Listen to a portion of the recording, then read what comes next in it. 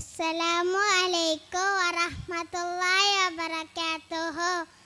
ഞാൻ ഇന്ന് ഇവിടെ പറയാൻ പോകുന്നത് ഒരു കുറുക്കൻ്റെയും ഒരു കൊക്കിൻ്റെയും കഥയാണ്.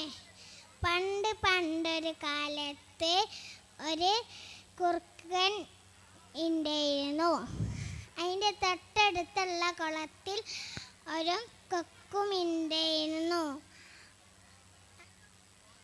അപ്പോൾ ഒരു ദിവസം കുറുക്കൻ പറഞ്ഞു, മിത്രമേ, നീ ഒരു ദിവസം എൻ്റെ വീട്ടിലേക്ക് വിരുന്ന് വരുമോ?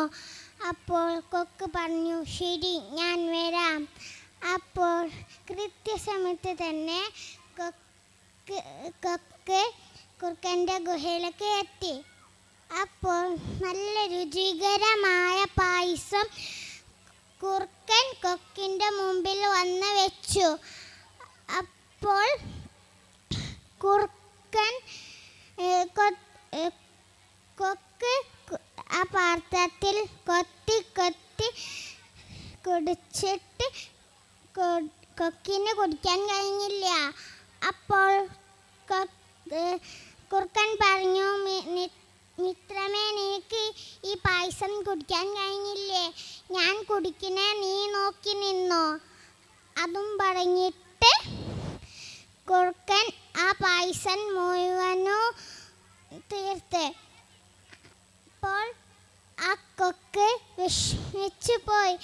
അപ്പോൾ ഒരു ദിവസം കൊക്ക് പറഞ്ഞു, മിത്രമേ, നീ ഒരു ദിവസം എൻ്റെ വീട്ടിലേക്ക് വിരുന്ന് വരുമോ?